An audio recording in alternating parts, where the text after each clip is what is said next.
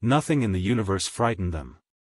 For more than 2,000 years, the Verkal Dominion had carved its empire across the stars with surgical precision, conquering, assimilating, or annihilating every civilization that dared resist. They were the tide that never receded, a force so vast that historians of lesser species no longer bothered to write about them, because no story ever ended differently. The Verkal did not lose. From the icy worlds of the Kartek to the great spire cities of the Yalari, they had left entire civilizations silent. Worlds burned not out of malice but necessity. The Dominion was order, and order was absolute. Fear had been cut out of the Verkal genome centuries ago, their warriors bred to feel neither hesitation nor doubt. They were a people of pure purpose. And so, when the Dominion scouts first detected transmissions from a newly discovered spiral of stars on the edge of known space, the high strategists felt no concern, only curiosity. This new species called themselves humans. Their signals were crude, unencrypted, noisy with emotion and chaos. Their fleets were laughably small, their colonies scattered and vulnerable. Another species to uplift into order. Another problem to erase. The first contact was ceremonial. A single Dominion dreadnought descended into the Sol system, its hull shining like a blade in the light of the distant sun. It hung over the blue-green world called Earth and broadcast the ultimatum of compliance, the same words that had echoed through countless skies across the galaxy. You will submit. You will disarm. You will join the Dominion. Or you will be erased. For a time, there was silence. The Verkal commander waited, standing at the center of the command deck, hands clasped behind his back, expression unreadable. Somewhere below him, this primitive world was surely trembling. But when the humans finally replied, it was not with fear. The transmission came through grainy, human faces visible on hundreds of screens across the Dreadnought's bridge. Leaders from dozens of nations, speaking with one voice. The words they spoke were simple, translated instantly by the Dominion's AI. Come and try. No plea. No hesitation. Only defiance. The commander's jaw tightened, not in anger, but in interest. Few dared resist the Dominion so openly. This would require a demonstration. The first battle was meant to be a message. 6 Dominion warships entered the orbit of Mars, their weapons primed to burn the surface as a show of force. The humans, it was assumed, would fight briefly and then surrender. That was how this always went. But that was not what happened. The Dominion expected chaos and panic. Instead, they encountered something eerily organized. The human defense fleet, small, fragile by Dominion standards, did not scatter. They did not run. They moved with desperate precision, coordinating fire, sacrificing ships to shield civilian transports, buying every second they could. And then, impossibly, they struck back. A human destroyer, its hull blackened, engines burning out, charged straight into the heart of the Dominion formation. Warnings blared on every Verkal screen as the ship overloaded its reactor. The detonation ripped across space, a silent explosion of light and shrapnel. When the glare cleared, one of the Dominion's dreadnoughts, one of their invincible, ancient war machines, was gone. Its remains tumbled toward the planet below, burning across the Martian sky like a second sun. The bridge of the Verkal flagship fell silent. It was not victory. Humanity had lost almost everything in that battle. 9 out of 10 of their ships were nothing but debris, but they had done what no other species had done in living memory. They had bled the Dominion. And somewhere, deep inside the Verkal commander's chest, something stirred. Not fear, not yet. The Verkal did not know fear. But his breath came faster. His pulse quickened. The Dominion had seen resistance before. They had never seen this. When the fleet returned to the Dominion's core worlds, the high strategists convened in the Hall of Decisions. Holodisplays floated above the council chamber, showing the battle footage from every angle. the human fleet refusing to retreat, the suicide charge of the destroyer, the impossible death of a Dominion dreadnought. They should have surrendered, one strategist hissed, his spines bristling with irritation. They should have been on their knees, begging for mercy. And yet they were not, said another, her voice cold and measured. They chose death before submission. That is new. The council argued for hours, but the conclusion was inevitable. This species had to be crushed completely, eradicated so thoroughly that no trace of their rebellion would remain. If allowed to live, they would inspire others. The decision was unanimous. The next wave would not be ceremonial. It would be war. The humans, for their part, did not celebrate. The victory at Mars was too costly for that. The survivors of the battle returned to Earth, to a planet blanketed in mourning, its skies lit with the fiery trails of funeral pyres launched into orbit. But if the Dominion expected fear to take hold, they were mistaken. On every continent, in every nation, leaders stood before their people and spoke with grim determination. Factories roared to life. Starship construction accelerated beyond all safety protocols. Military enlistment surged to record levels. Humanity had learned something that day, something the Verkal could not have foreseen.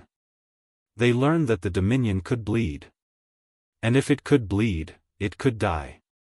From the orbit of Europa, a lone human general watched the stars, the glow of the distant sun reflecting in his helmet visor.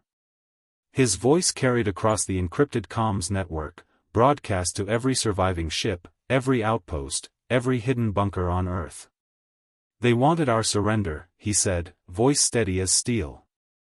Instead, they have given us purpose. We are no longer fighting for survival, we are fighting for victory. And by the time this is done, the galaxy will remember our name. The humans called it the First Battle of Mars. The Dominion called it the beginning of the human problem. Neither side yet understood what it truly was. The opening spark of a fire that would consume them both. The Dominion came back, and this time they did not come to frighten. They came to end. 3,000 warships bled into soul space in a single day, arriving like a black storm that swallowed the stars. Their formation stretched from Saturn's rings to the orbit of Mars, so vast that human astronomers called it a second Milky Way. Inside the Dominion flagship, Grand Strategist Jaran watched the star map flicker to life, each red dot a warship, each pulsing blue circle a human colony.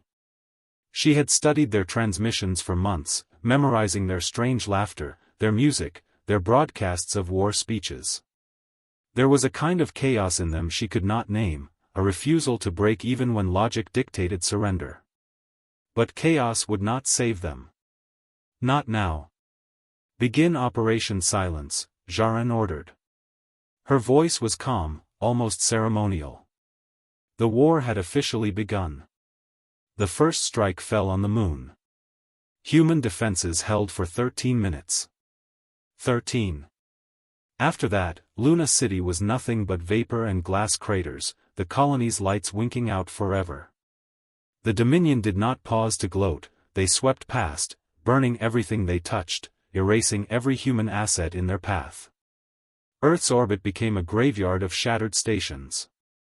Mars was next, its shipyards slagged into molten rivers, its surface turned black under the bombardment. Across the planet Earth, people watched the night sky blaze with fire as the Dominion ships cut down the satellites one by one. The stars went dark. Communication collapsed. Whole continents were isolated, cities screaming into radios that no longer answered. And yet, humanity did not surrender. The Dominion expected the chaos to break them. Instead, it seemed to forge them into something new.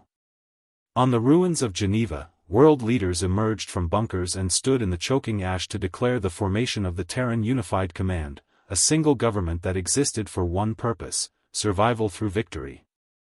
Across the world, factories that once built passenger ships now built weapons. Children learned to operate defense drones before they could read. Every mountain became a silo, every ocean trench a launch tube. Humanity, in its darkest hour, became united in a way no invader could have predicted. And worse, far worse, they learned. When the Dominion fleet tried to choke off Earth's last shipyard on Titan, they found themselves ambushed. Human fighters erupted from the moon's methane haze like hornets, slamming into the Dominion blockade with suicidal precision. Some were armed with salvaged Dominion weapons, others with crude railguns and nuclear warheads built in secret under the ice. The battle lasted for hours, Titan's surface splitting under the force of detonations until it glowed like an ember in the dark. The Dominion fleet finally withdrew, leaving behind wreckage that littered the moon's horizon. It was not a decisive victory. Humanity lost half its pilots. But the blockade had been broken. Titan still lived. And across the Dominion's command channels, a word whispered for the first time in centuries. Retreat. Jaran stood in the command chamber of Verkan's shadow, hands gripping the edge of the hollow table as casualty reports scrolled past. She had expected resistance. She had expected losses. She had not expected this. They do not think like the others, she muttered aloud. They fight as if death is irrelevant. Her adjutant, a younger strategist whose scales still bore the pale hue of inexperience, hissed softly. Should we increase planetary purges? Erase their population centers entirely? Jaran's eyes narrowed. We already have. And yet, despite cities turned to ash, the humans were not broken.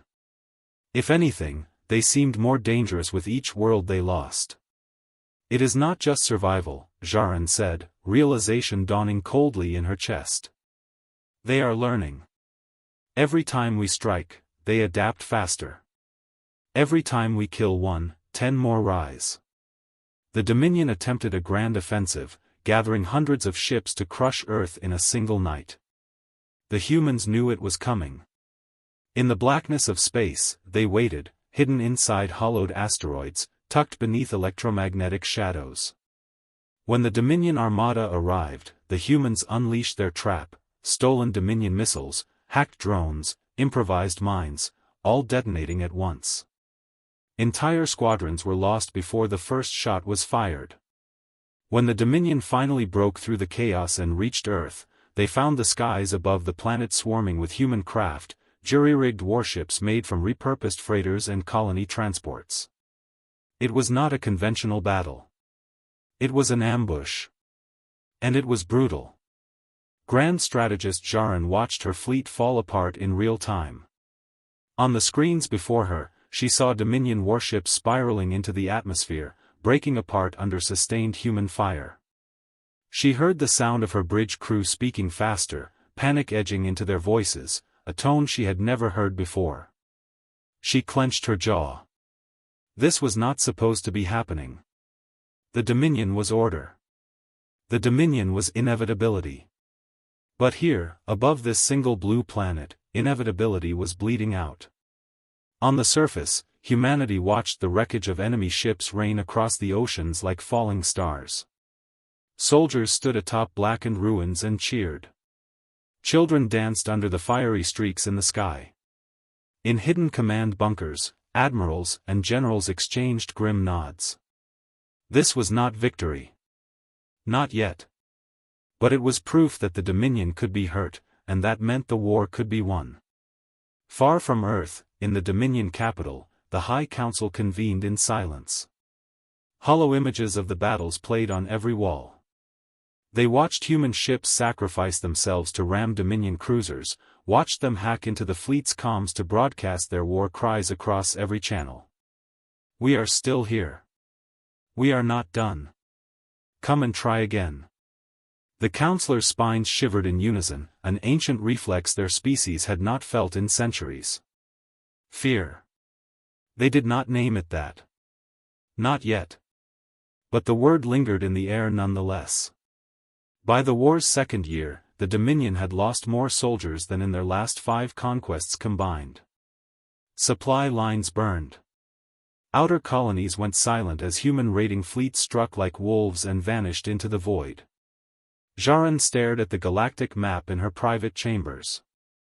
Red zones of rebellion spread across what should have been pacified space. Every battle won seemed to birth 3 new insurgencies. "We have awakened something," she whispered. "And I do not know if we can put it back to sleep." The Dominion had meant to teach the human submission. Instead, they had taught them how to wage war. And somewhere, in the darkest corners of her mind, Jarin felt something colder than anger, something she had no word for. Something that felt like standing on the edge of an abyss. The war should have ended long ago. For most species, it would have. The Verkal Dominion had thrown fleets at the humans until the stars themselves seemed to burn. They had shattered cities, silenced colonies, reduced entire moons to dust. And still, the humans fought. Year after year, the war dragged on. What had begun as conquest had become attrition, and attrition had become a nightmare the Dominion could not wake from. Humanity had changed. The desperate, scrambling defenders of the First Battle of Mars were gone. In their place stood a new kind of force, one forged in fire, loss, and fury. They were no longer merely fighting for survival. They were fighting to win. In the dark of deep space, above a dead star whose light no longer reached any world, humanity's first true fleet waited. Not patched-together freighters. Not salvaged warships. These were human-built killers, matte-black destroyers bristling with railguns, carriers with cloaked hangar bays, cruisers with silent engines that glided like predators through the void. They had learned Dominion technology. Improved it. Made it their own. And now, they were ready to strike at the heart of the enemy. Grand Strategist Jarin stood at the edge of the Dominion's War Council chamber, staring at the latest battle reports. More red markers than ever dotted the galactic map.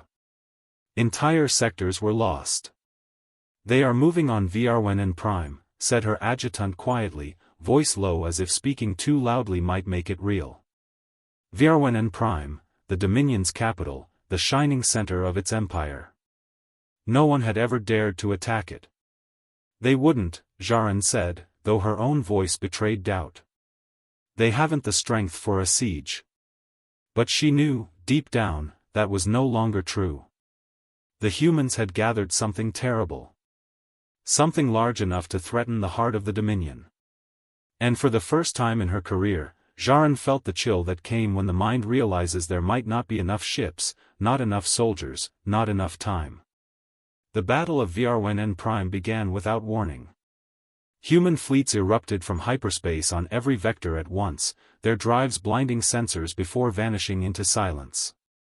Then the first human salvo came, coordinated, precise, devastating. Dominion cruisers disintegrated before they could return fire. Orbital defense stations exploded, raining molten metal over the capital's atmosphere. And still, no human transmission came. No warning. No demands for surrender. They did not come to negotiate. They came to end the war. On the bridge of the Dominion flagship, alarms howled as human warships tore through the first defensive line. "Where are their communications? Why are they not hailing us?" barked the fleet captain. No answer. The human fleet advanced with the cold inevitability of a storm front. Their formations moved with terrifying coordination, each ship covering the others, each strike calculated to break the Dominion's ability to respond. This was not the desperate flailing of a cornered species. This was an execution. Jarin stood frozen at the tactical display, watching as her fleets burned. This was the nightmare she had seen in her visions, the thing that had haunted her during every council meeting. Humans had become something new, something that did not stop when logic dictated it should. They had taken every wound the Dominion inflicted and turned it into strength. "We have no choice," whispered one of the counselors behind her. "We must negotiate." But what could they offer? What did one offer to a force that no longer fought for survival, but for vengeance? On the surface of VRWN Prime, civilians flooded into the streets, staring up as human dropships pierced the sky like burning knives. The planet's air defenses tried desperately to intercept them, but each attempt was cut down with ruthless precision. Then, for the first time since the battle began, the humans spoke. The transmission echoed across every channel, every Dominion ship and station forced to hear it. It was a single voice, speaking slowly, clearly, in perfect Dominion tongue. You told us to kneel. You told us to submit. You told us we would be erased. Now you will learn what it means to face a species that does not fear death. The final phase of the battle was merciless. Human shock troops descended into the capital streets, striking at military targets with surgical efficiency. Dominion soldiers fought valiantly, but they had never faced an enemy like this, one that advanced through fire, through explosions, through their own casualties without breaking formation. Entire regiments were wiped out in hours. By the third day, the Dominion High Council sent the order Jarin had sworn would never be given. Surrender. When the guns fell silent, Jarin walked out onto the shattered plaza of the council spire. Ash fell from the sky like snow. The air reeked of burning metal and ozone. There, in the ruins of her own capital, she saw them, humans standing in their black armor, helmets removed, faces streaked with ash and sweat. Their eyes burned with a light she could not meet for long. They were not celebrating. They were not smiling. They were simply there, as unyielding as the void. And Jarin, who had lived her entire life without fear, felt her knees weaken. She bowed her head. Enough, she said quietly. The Dominion yields. The war was over. But its memory would never fade. Veterans would speak of the humans in hushed voices, of the way they fought with a kind of madness that no logic could explain.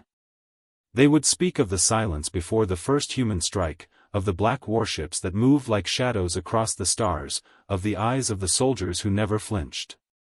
And in time, a saying spread across the galaxy, whispered in every language, etched into every history record. Nothing in the universe made the Verkal afraid. Until they met the humans.